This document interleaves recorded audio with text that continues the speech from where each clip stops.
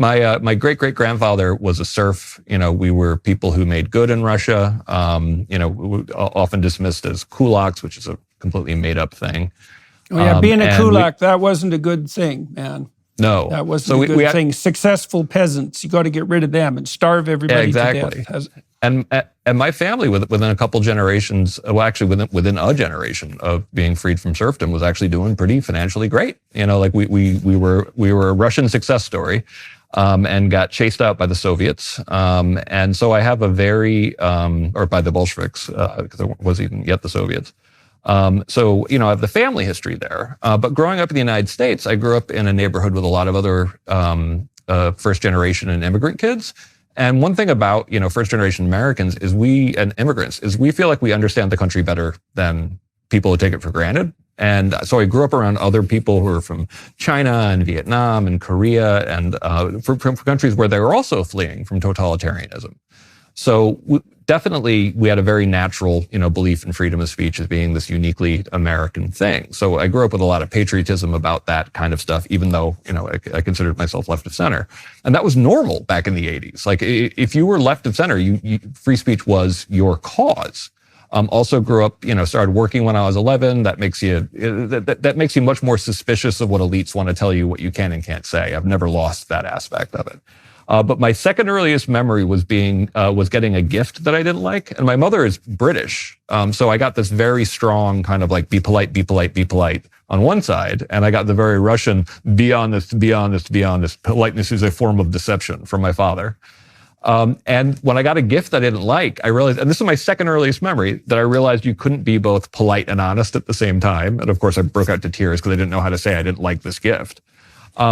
And I realized I ended up being kind of a theme for the rest of my life. I went to undergrad, I was a student journalist, and that got me even more radicalized in favor of freedom of speech because people always come into your office trying to get someone fired. I went to law school. I took every class Stanford Law School offered on First Amendment. When I ran out, I did those 6 credits on censorship during the Tudor dynasty. I worked at the ACLU in 1999 as an extern. I could already tell that the political valence of free speech was changing. I call this the slow motion train wreck, that essentially it used to be the definitive liberal value and now it's actually kind of villainized. And you could already see that in 1999 and it was very distressing. So, First Amendment free speech has been my life's passion. And I'm lucky enough to be able to have been at FIRE first as a legal director, then as president for 22 years now. Okay, so let me torture you with something that I'm being tortured with now in Canada. So there was a Toronto Star journalist the other day. He's a journalist, mind you, and so you think he might care about free speech, but that's neither here nor there. He said, why should Jordan Peterson think he has a God-given right to say things that are harmful, destructive, and dishonest, right? So, and that's a good question. It's like if what I say hurts someone's feelings, then why the hell should I be allowed to say it? And so, Greg, why don't you respond to that, and then I'll turn to Ricky and ask you that question that I asked you to begin with. I don't even know where to begin with that, because I love the fact that they actually say God-given right, because it's kind of like, oh, so you've run into natural rights theory, because actually as Americans, we do believe it's a God-given right. No, they criticized that too. They criticized both of those ideas, that it was God-given, that it was a right, and that, yeah. And meanwhile, even when you get away from natural law theory, I always have to point out, it's kind of like, oh, you don't like natural law theory. Do you like human rights theory? And because they don't seem to realize that human rights theory is essentially just natural rights theory, one that people on the left accept. So you might want to notice that if you had any sense. Yeah, well, I mean, there's so many different ways to answer this. I'm setting up a Substack called The Eternally Radical Idea, where I'm going to be talking about this. But the most important reason why you should have the right to say offensive things is nobody wants to silence you when you say things that are popular and inoffensive. But actually, no, more importantly, sometimes the hard things you're saying are true and important to actually be said. And the idea that there can be someone trusted in power to decide which one is which is just historical nonsense. True and important by whose standards? And if it hurts someone's feelings, why isn't that indication that, it's not an appropriate truth for the moment and it's actually not important? because any change hurts someone's feeling. Any dissenting opinion can hurt their feeling. Truths that go against their most deeply held beliefs. This is the way I put it. That being offended is what happens when you have your deepest beliefs challenged. So if you graduate from higher ed having never been offended, you should demand your money back because they haven't taught you a damn thing. Okay, so you brought up a couple of issues there, so that are relevant to zero in on. One is that any deviation from your cognitive path that you encounter is going to produce hurt feelings. That's actually what negative emotion is for.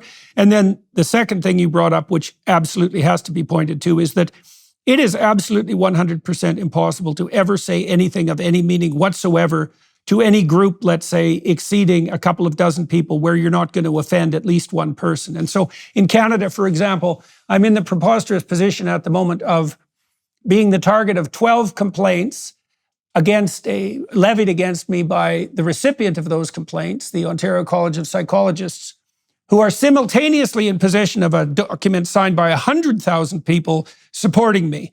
But their claim is something like, well, you hurt the feelings of 12. No, 12 people said that you hurt the feelings of some other people they didn't know. That's actually the claim. I'm dead serious. I'm not satirizing this a bit. I'm laughing because it's true. Yeah. Ricky, why do you care about free speech? And why should people believe you care? I mean, I think it's a rather less flattering story for me because it was a realization probably like at 19 during the pandemic that I grew up just so tremendously spoiled by being an American in the 21st century who inherited all of these liberties and never really understood what it was like to not have them. And when you're locked up, I was out in LA living with my mom at the time, and we could see surfers on the beach at 4 a.m. going out when it was still dark by themselves with their surfboards on the beach that their taxpayer dollars pay to. We actually still had this like tractor going back and forth, raking the beach with our taxpayer dollars. But God forbid the taxpayers go out there with their surfboards alone at nighttime to surf and enjoy the outdoors during the pandemic. And we had $1,000 fines, tickets being handed out. And I remember watching that and being like, oh my gosh, this is the first time that I've actually personally encountered and witnessed someone's freedom meaningfully being deprived on a systemic level. And that was the catalyst, like watching lockdown go from something that, 2 weeks to stop the spread to something that just completely distorted into just authoritarian overreach into every crevice of my life.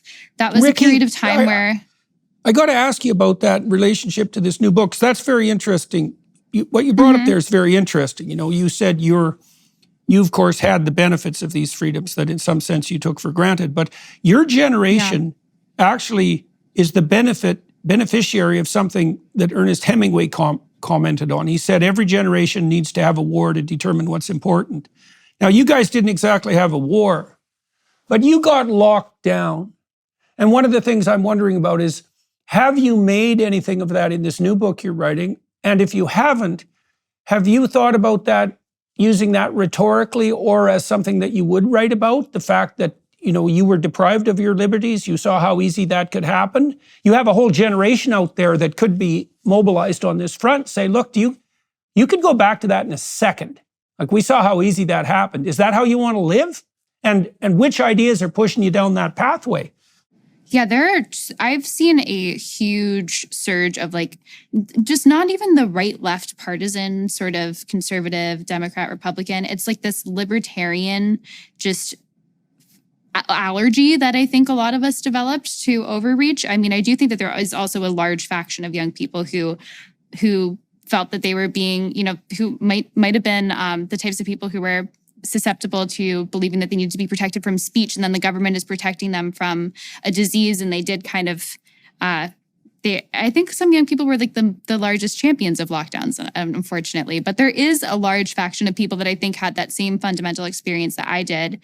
And the lockdown did have one benefit for me, which was that I stopped going to school and being told what to read. And I remember when my mom gave me her blessing to take some time off and to pull away from NYU. And she said, I don't care what you do. I will help float you through one semester if you can figure out something cool to do. And I read like I'd never read before, because it was the first time that someone was not telling me what to think and what to read and how to analyze it and what essay was going to get me an A on it. And I did 2 years of a 2 years of a philosophy degree at NYU. I did a full liberal arts education crunched into 2 years.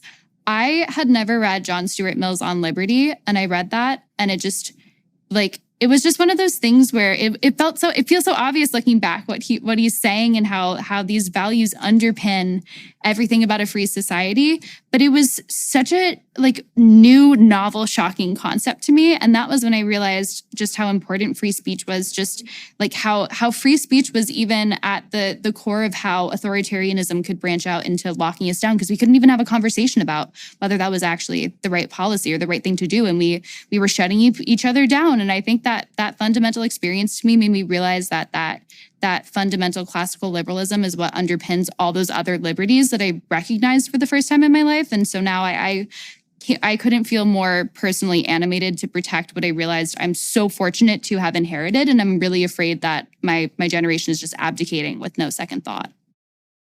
Well, I'd like to apologize on the behalf of educators everywhere. I am absolutely embarrassed to be part of the professoriate. I felt that way after interviewing Yeonmi Park, who went to Columbia and then post hoc described it as worse than North Korea, which is really saying something, given that she basically grew up on crickets she roasted with a lighter, and then to hear what strikes at my heart when I hear that story is, well, that experience that you had with John Stuart Mill, that's actually called education.